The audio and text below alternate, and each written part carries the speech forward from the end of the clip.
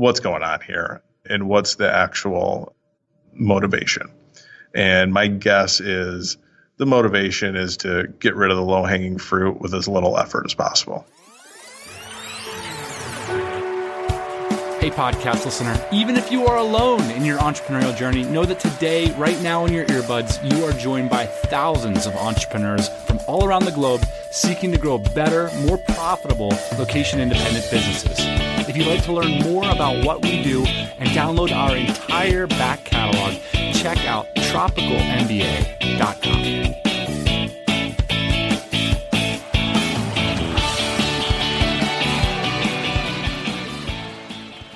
All right, so this is a new one, audience. This episode that you're about to listen to today, thanks for listening to the TMBA podcast, by the way, was completely finished, done and dusted, uploaded to the cloud, ready to go out to your earbuds. And then we got an email. And now here we are in a very small phone booth designed for one person. Re-recording the intro to this podcast because the email that we got actually has some pretty interesting repercussions to what we're going to talk about today, believe it or not. Today's story will be in two parts, and you're going to have to wait until the end of the episode to hear its ongoing nature because it's just still ongoing. We're still figuring out what's going on ourselves. So this story is happening in real time, and we're going to take you along for the journey. So, Ian, it all started with a cease and desist letter that we received via email, which we are going to read extracts from. I can't go into too much detail, Dan, for reasons that will become apparent, but it was to do with our TMBA logo, and I got pretty pissed off, to tell you the truth. I settled down finally after a few days, it really took me a few days, and wrote a letter which I felt pretty good about. And I think it's fair to say that maybe all of your anger hadn't dissipated by the time you had sat down to write the letter. Yeah, definitely. I mean, I'm still red. You can get me aggravated if you wanted to. Now, this was months ago, Dan, when we received this letter, and we responded, and we didn't hear back for months. So at this point, I thought it would be a good opportunity to get legal input on what had transpired. And that's the great thing about our private community, Dan, the DC Dynamite Circle, is that we generally have a member we can call on when something like this happens. I'm Eric Misterovich. I'm an attorney with Revision Legal, and we help businesses that make money online. So let's just read this original cease and desist letter.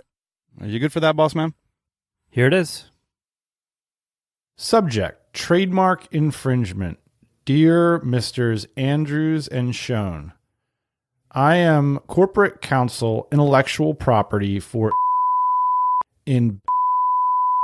That's very arrogant right off the bat. As you are likely aware, owns and has used its famous logo below since has used the trademark and trade name for nearly a decade during intellectual property rights. To resolve this matter amicably, without the need to involve our outside legal counsel, we request that you permanently cease all use of the logo on your website and as part of your podcast logo and in any other advertising or promotional materials. I would appreciate your confirmation and you will comply with request by February 1st, 2019, underline boldface. If I don't hear from you by then, our company policy is to refer the matter to our outside counsel.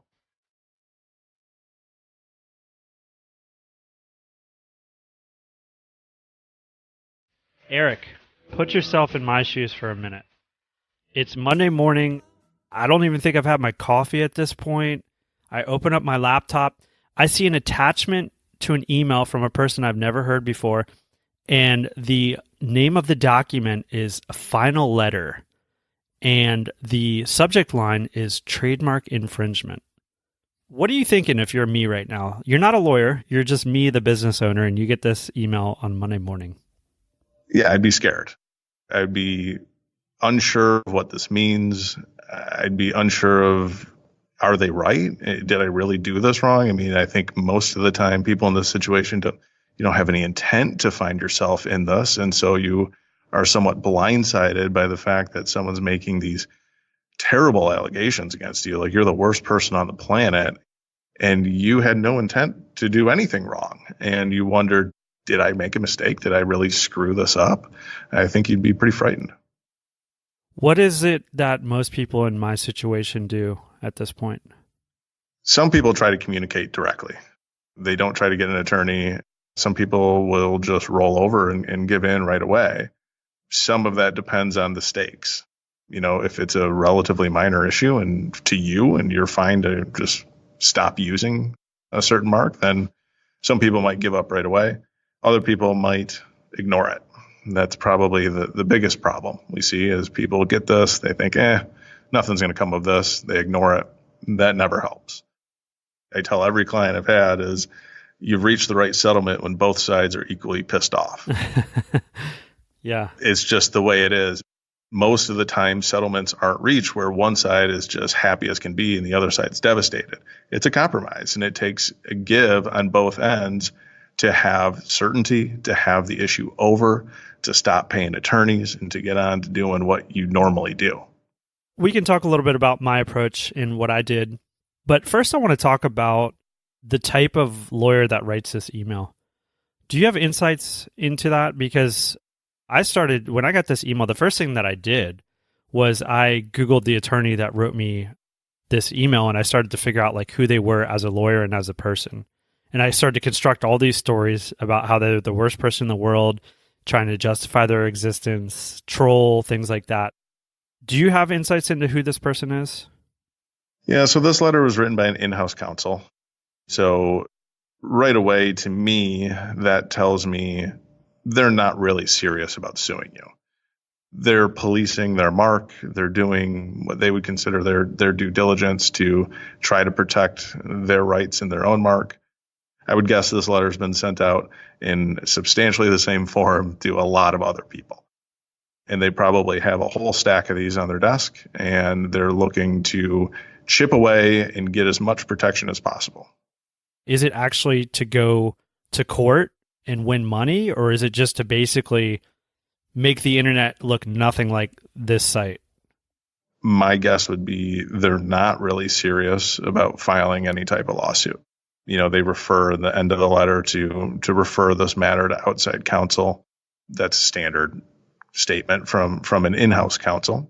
And I think they're, especially with larger corporations, if you ever get a cease and desist letter from a larger corporation, they're almost always overreaching. Interesting. Because it's a common phrase of they're a bully, right? They're a trademark bully. They're almost always overreaching because they just want to own as much as possible. And every other person they're sending a letter to is so small compared to them that they just have more money to spend, and they could waste money and try to just own their mark well outside the boundaries of what the law would normally allow.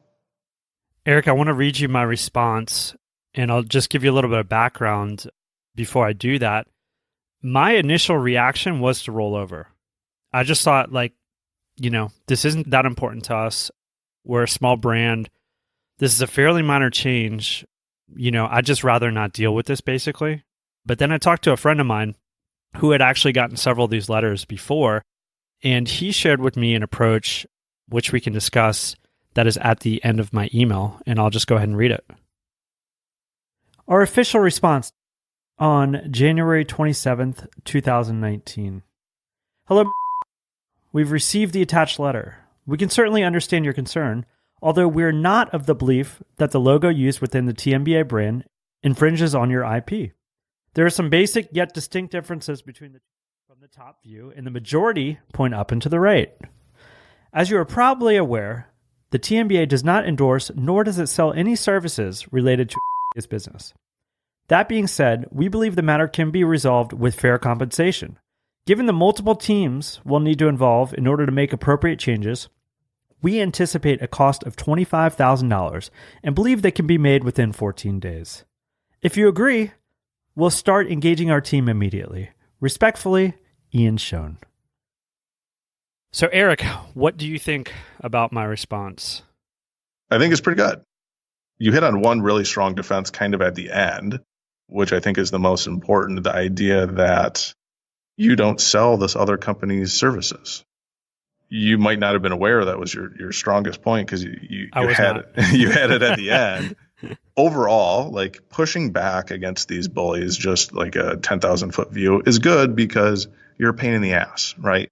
They want someone to roll over. They don't want to have to send 5 letters and explain their position over and over and over again to you and have you contest it.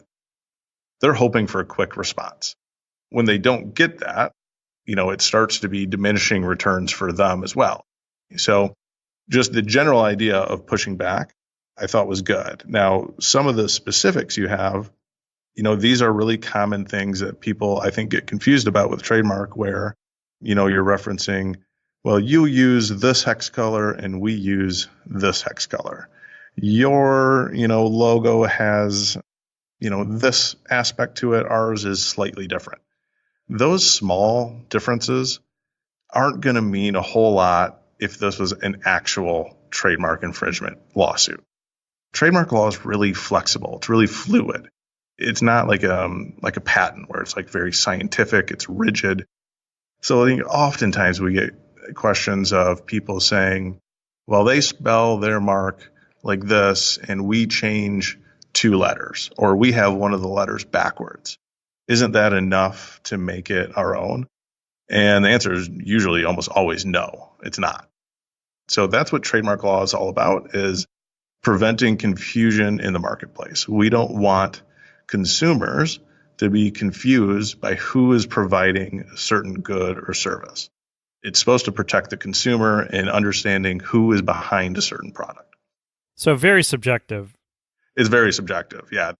The ultimate test is called a likelihood of confusion. And it's a 6 or 7 factor test where they look at how similar are the marks, how similar are the goods and services, how sophisticated is the consumer that's buying it, what channels of trade are these products or services available in. It's a big old messy balancing test. So small little differences like hex colors are almost irrelevant. I had this issue actually come up yesterday. I was discussing, we had filed a trademark for one of our company names, and the question came up, does it cover the plural? So if you just add an S to the end of it, the name. And I think the answer is yes, right? The answer is yes, with, of course, as any attorney will say, some clarification. Here's a really important thing for everyone to take away is you start gaining trademark rights the moment you are using your mark in commerce. Okay, you don't have to register it. The moment you start selling your goods or services under your mark, you are gaining trademark rights in that mark. And so when you have trademark rights like that, yes, if someone else used the exact same mark with an S on it for similar goods or services that are presented to the consumer in similar channels of trade, that would be infringing. Absolutely.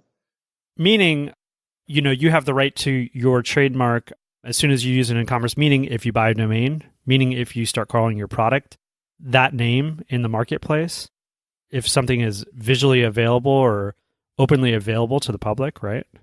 Yeah, so you hit on a really important distinction. Buying a domain name is not enough. Domain names do not equal trademark rights. It's possible that it can if you're actually using that domain name as a trademark to identify the source of your product. But just general advice, don't think you have trademark rights just because you registered a domain name. But everything else you said is correct. We actually made a comic book that kind of explains some of these benefits of trademark registration.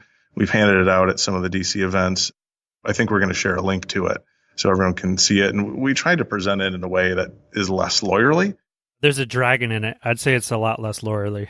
It's about a red dragon, and the red dragon is your trademark, and you see how it grows and gets stronger over time. And registration brings these really important benefits. To me, it's a really good investment into a business. Relatively inexpensive to file for these trademarks, but then defending it is a whole different deal. Yes. And that's why you shouldn't go around registering things you don't care about or things that can't truly be protected. A lot of times people come with somewhat common phrases for the industry that, they're certainly not the only one using it. And they say, well, no one else has registered it. Why can't I? And the answer is, well, you probably can, but you're never going to be able to enforce it because so many people have used it. But the stuff that's really important to you, you should register, and that registration will give you a leg up in any dispute or battle down the road. The most practical example of this is trademark rights are kind of a race. The person who uses the mark first generally has the rights to it. But trademark registration is a different animal. It's really the first to register. Someone else comes along and registers either the exact mark or something similar, and now that junior user has the registration. Now you kind of finally get your stuff together, say, okay, I'm going to go register it, contact an attorney. They say, oh, you're blocked. This guy's ahead of you. And you say, well, I used it first. The registration process doesn't care. It's whoever files first. So now, instead of spending $1,500, $2,000 to get your registration, you're probably 10xing that cost to now cancel the registration ahead of you. We've registered a couple of these over the years. I think what you said is true, which is like, you can't go around registering everything. You have to only register things that you feel like are going to be important to you. Now, for an entrepreneur, this can often be difficult because you don't know what's going to be successful a lot of times, and you're trying a lot of different things. So I think it is a careful balance trying to figure out like, hey, this is what we're going with. I know it's going to be here forever. I know I'm going to have to defend this. I know it's going to be valuable, right? It's hard to know that right away. So I understand why people don't register right away and they just start using it. But I think, there is a tipping point, and maybe you have some insight into what this tipping point should be where it makes sense to go ahead and formally register. Yeah, I mean, it has to make business sense. Your business has to be in the position where spending $1,500 to invest in a registration makes sense. I have no problem at all with people starting businesses and not registering their trademark right away. It's not the most important thing because you are still acquiring rights by using it. But once a $1,500 investment, you realize the value in that because, it comes with a bunch of other things. Well, if you're Amazon, it gives you brand registry. If there's usernames on social media that you can't get, having a registered trademark will help you get them. Even things like if you ever run into domain disputes, having a registered trademark protects your entire website from being on your specific domain. So if this is a brand that you are building, this is really a steal for the benefits that you get with trademark registration. And, I always tell people everything you do boils down to your trademark. People look at your mark and they immediately connect it with the quality of the good, the quality of the service. Oh, I love this product. Oh, I don't like that product. It takes time to build a reputation, whether it's good or bad, but you're all trying to build this goodwill to your business, and that's all encompassed within your registration and your trademark. It's also a good thing if you ever have an idea of selling. It's another asset that comes along with the sale that you went ahead and took the time, invested in the business, and you have this registration. It doesn't expire either. The maintenance costs, outside of defending a lawsuit, which is somewhat rare, but the maintenance costs are relatively low. You're looking at $500 every 5 years. It's pretty low. I'll tell you what, Eric, I have registered these myself before because the process is fairly straightforward, but there's definitely a lot of ways that you can screw it up. One of the other benefits, too, I think, of registering your trademark and protecting yourself is you get to be the bully. So this letter that we got, I get to send that to people if I have a trademark, and I have sent that letter to people. Absolutely.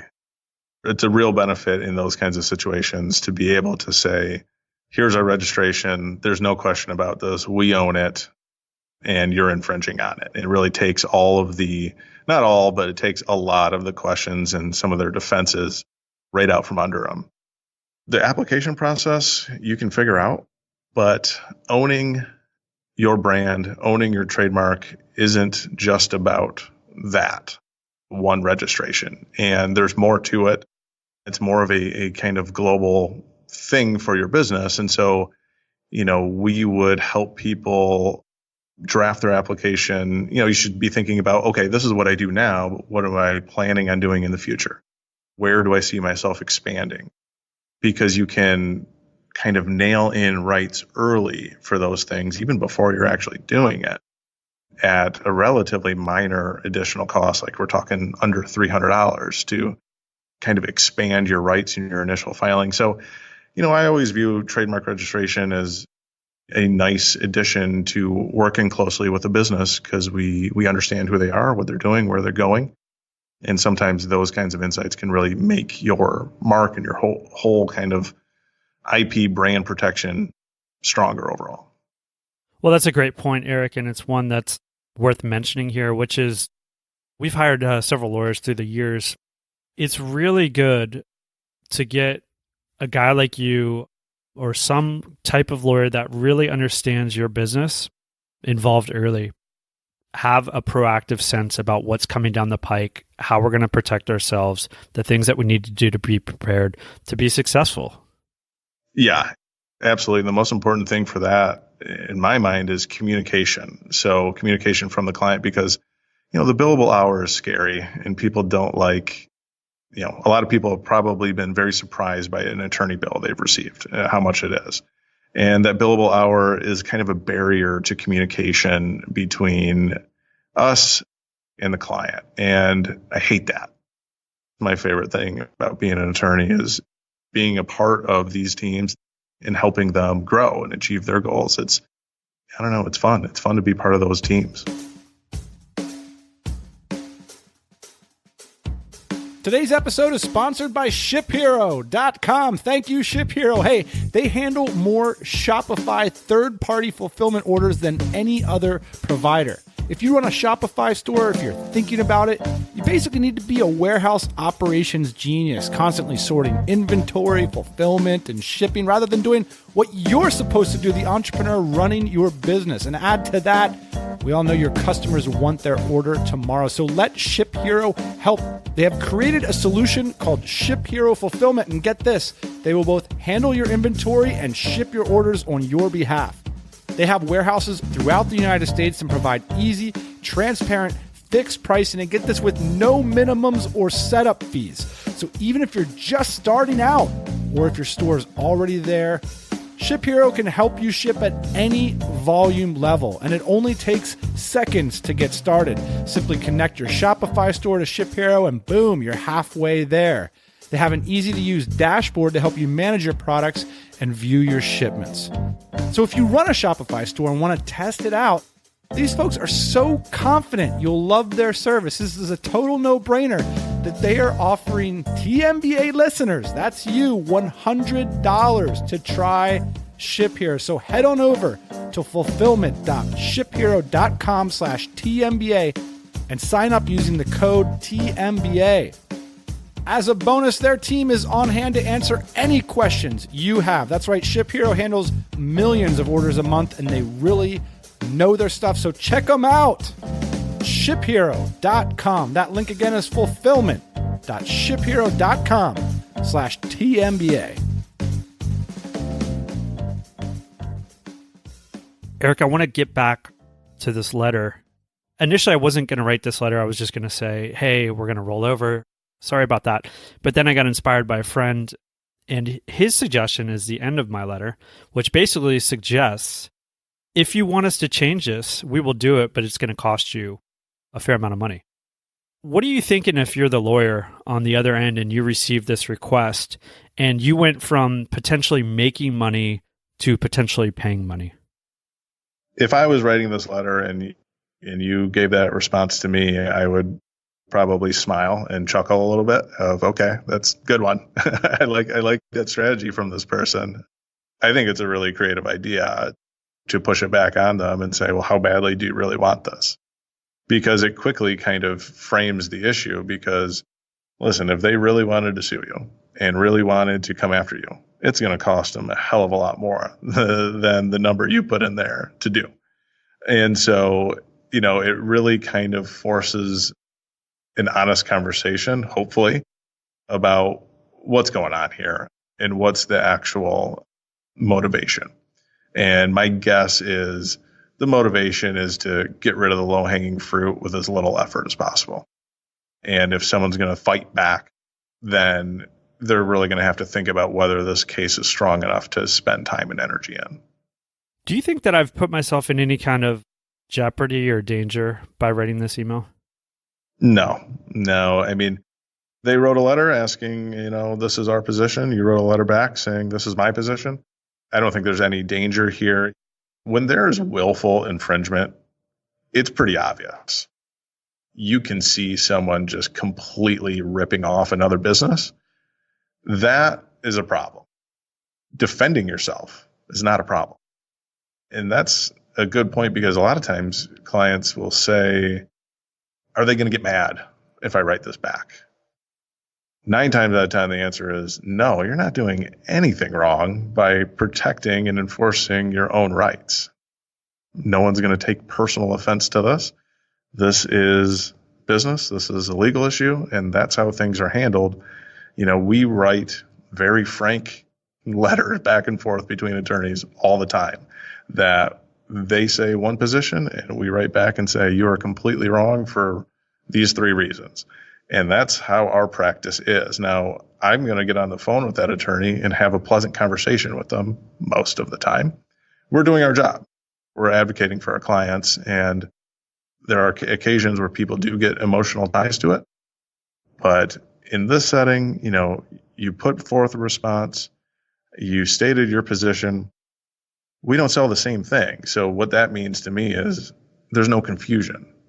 No one's coming to us and thinking you're sponsored by this big corporation.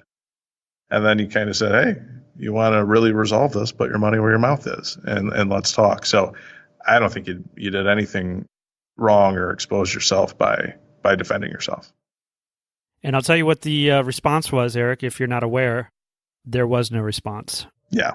That leads me to believe, one, the version in my head that's a scared entrepreneur is that there's this army mounting in front of my door, and my curtains are closed and I can't see it. And it goes, for miles and miles. And at some point, they're just going to bang down the door and take my house.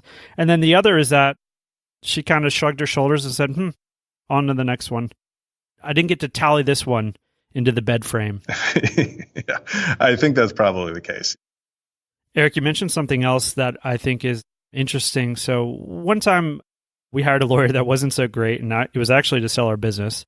One of the things that I actively had to guard against was the 2 lawyers getting on the phone together to talk, because it happened like 1 or 2 times at the beginning of our negotiations. And then I just started to get these huge bills. And I just thought, hold on a second. There's a correlation between how much money I'm spending and how many times both of our lawyers get on the phone. I ended up trying to figure out these problems and then only going to my lawyer, because he was a bad lawyer, for the parts that I needed him involved in. So he didn't have a whole picture of what was going on, but I was keeping him off the phone. So one of my questions to you, and this is from a client's perspective, is how do I get the most out of my client-attorney relationship by spending a reasonable amount of money? That's a good question, and you are not alone in receiving surprising bills from attorneys. To me, it's a fair question for someone hiring us to ask, how much is this going to cost? And I don't view that as being difficult or anything. I would ask the same thing. If I had to hire an attorney for something else, I would ask that attorney the exact same question. The only other person that doesn't tell you the answer to this, generally speaking, is your dentist. Yeah. Not someone I want to be lumped in together with. You should ask that question, and they should be able to answer it. Now, I tell people, if I can flat rate a project, I will. And so that way they know exactly what they pay. I know exactly what I do. There's no questions. When that's not possible, when it's a bit more open-ended, and there's going to be a lot of back and forth either between multiple parties, it's hard to quote a real flat rate. In those situations, I provide a range, and I say, listen, I would expect it to be somewhere between X and X. I'm going to do my best to keep it on the lower end, but you need to be aware that it could be on the higher end. And then I always tell people, listen, I'm not going to surprise you with a bill. If we have one identified project and we're getting up there, I'm going to tell you. that we're getting up there. So you know where we're at. There's no question. You shouldn't have any hesitation to ask about how do they bill and how much is this going to cost. Now, getting into what should the attorney be doing and what should they not be doing, it's a little bit of a tricky area. The attorney is the one that you've hired to guide you through this process, and they certainly need to have your trust in them, at least I do, that I'm not going to waste your time. I always tell people I got too many other things to do to spend a whole lot of time running up your bill. I think that's actually a very good metric, and I've run into that before, which is like, hey, I'm way too busy to work with you. I'll work with you in these conditions. And that gives me tons of confidence because I think like, well, they're not just going to be sitting on the phone all day. And doing your homework. When clients come to me with a very clear idea of exactly what they want a business relationship to look like, I can probably get that done in one draft. We go over it once, a couple changes, done. The problem is when you come to me with one plan, I do it, and then your idea changes. And then it changes, and then it changes, and then it changes. You didn't think it out ahead of time. Now, some of that, you have to talk to me to understand what does it all mean, but I usually try to get that done before I start drafting. And so getting your own homework done, doing the things that reaching agreements between the partners or even the adverse parties, like there's nothing wrong with two business partners coming together and negotiating that deal between themselves and then giving me a term sheet and saying, here you go. That's better for everyone. So don't make it difficult for me. Have your stuff organized. Make my life easier, and I will have to spend less time on it. It's a good point, Eric, which is, and I don't think a lot of people know this.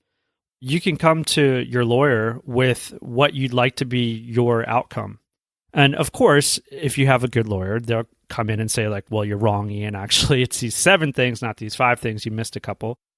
But I think coming with a plan, like you said, to you is a great idea because it also gives you a backstop of something to work on. Yeah, I mean, the more information from the client, the better. I tell people all the time, just tell me everything that you think is important. I will help you decide whether or not it's truly important. Okay, but like I can't read your mind, so tell me everything, and I'll be able to sift through this stuff pretty quickly. Because, the things that people come to us for, we've done a whole lot of times. And so we know how to identify the issues, really quickly. But when someone does have, I just helped a couple people with a sale of a business and the exact same thing came up. They wanted me to disclose all of these purchased links or rented links. And I'm not sure what they mean by that. And, I do have independent contractors that I paid to write content and then they posted it on their own site. Does that mean that's a rented? Like, that's what I'm really kind of make sure we get cleared up. And that's really helpful because now I wouldn't have never known that about their business if I just read the document and said, well, you got any questions about this? And they say, no. I wouldn't know. So like it takes that level of communication for me to figure out what to focus on and then how to amend the language to fit that specific need. Eric, another thing that I think is important when you're looking for a really great lawyer is find one that's creative. Can you give me some examples of creative solutions you've had to come up with in the entrepreneurial space? I very often am essentially mediating a purchase where, okay, this client, the seller has inventory, but it's not at Amazon. It's at an offsite third-party storage freight forwarder. The buyer doesn't want to pay for, they're very cost conscious about inventory. And we're able to work out a deal where, okay, well, this freight forwarder is actually going to be a better deal for you. But, the seller will come up and they'll pay the transportation to Amazon. Like figuring out a way of, okay, what's the pain point for you? What's the pain point for you? And how do we get in here in the middle in terms of get this deal done? Those things come up a lot. Litigation is an area where creativity comes up quite a bit because there's just so much going on. So the way you are able to, the parties you name in a lawsuit, can have a big difference. It adds a different type of pressure onto an individual being named rather than a corporation, or in both. Where you file the suit. One of the things that we do that I don't think many people do is we handle a lot of domain theft cases. Someone wakes up, they check their registrar account, their domains are gone. We have to come up with ways of getting those back.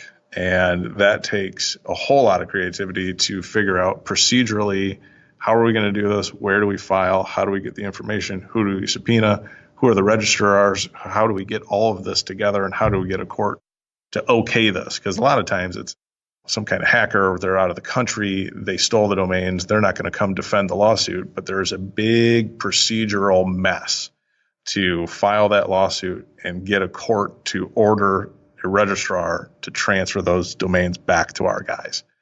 That it's a really fun area to work in, and it's certainly not anything there are no straight lines in those cases. What you mentioned about getting a deal done during a sale, I think is really important. A lot of times I think it can feel like when you're working with two lawyers trying to sell a business or trying to negotiate something, a lot of times it feels like the incentives aren't aligned, right? So I was talking about it before, lawyers get paid no matter what happens. This deal may or may not happen depending on what happens, with these negotiations. A lot of times too, these deals, they can just be so emotional, right? I've caught myself wrapped up in these emotions, like, oh, there's no way I'm giving this guy this inventory for half off. Like, I can't believe it. I've given him so many concessions already. And then it takes someone like you to come in and say, like, dude, do you want to get this deal done? Listen, a lot of times the people, they come to us for business issues, but they are personal. They have personal investment into that business, or they're in a lawsuit where they are personally alleged to have done something wrong and they're completely denying it.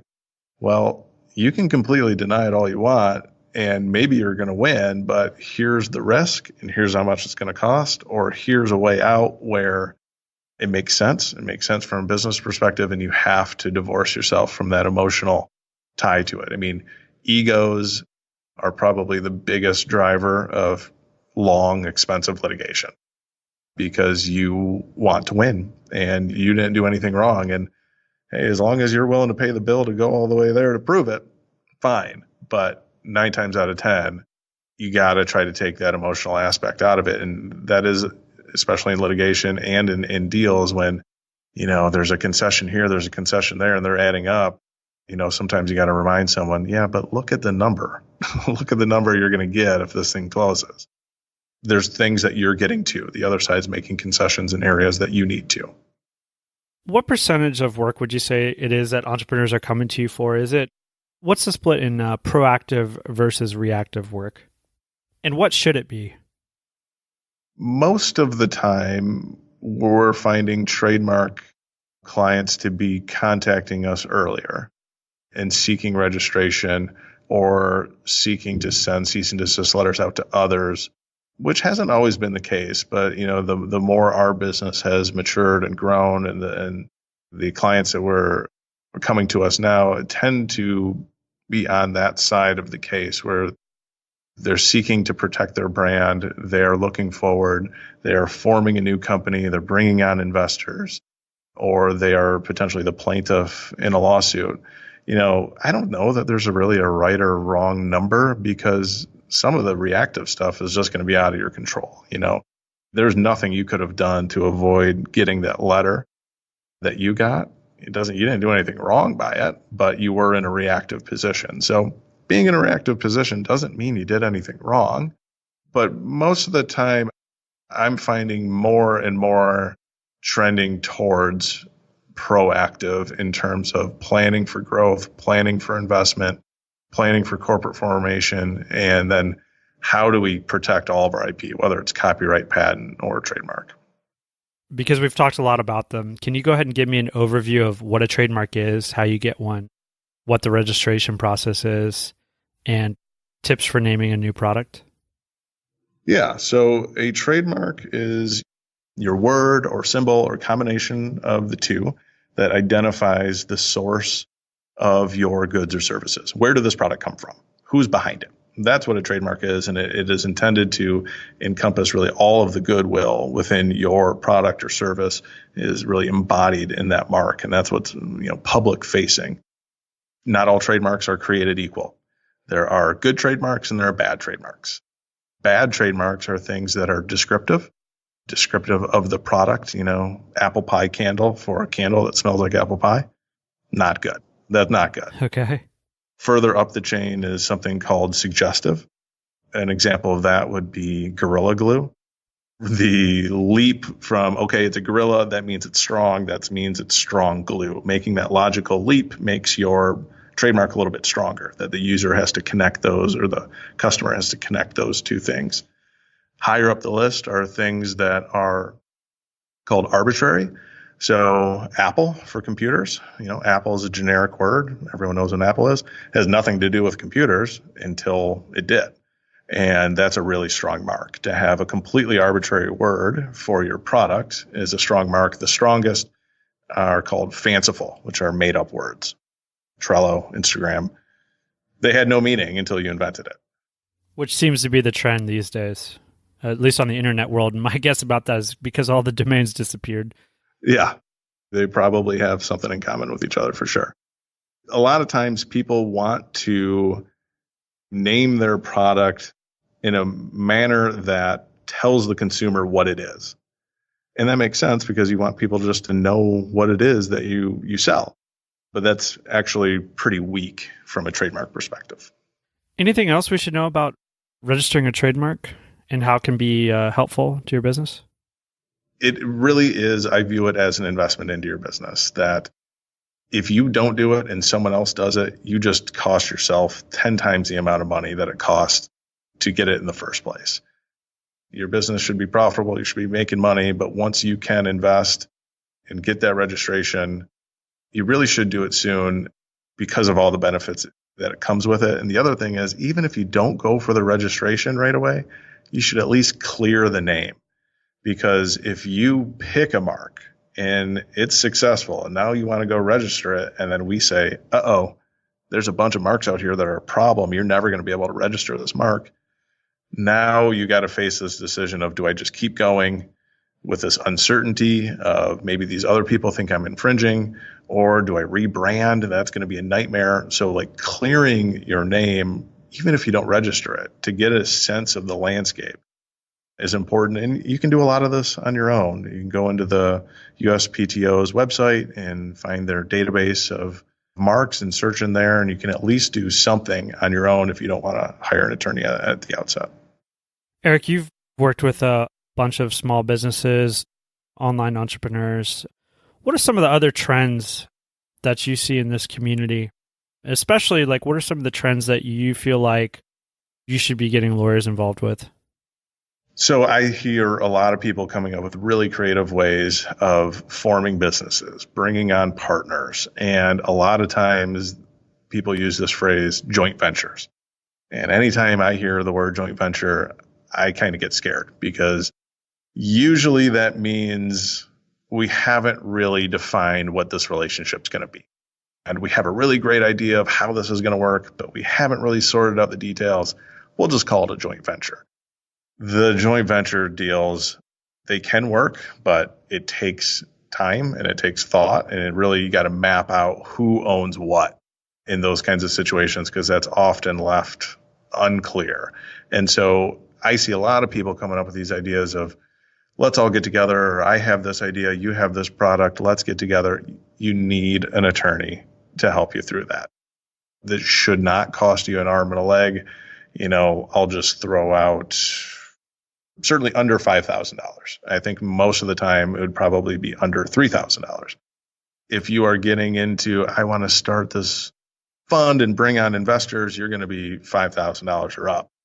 But people out there, everyone's talking, sharing, and wanting to form something bigger and badder, and that's great, but get the house in order first.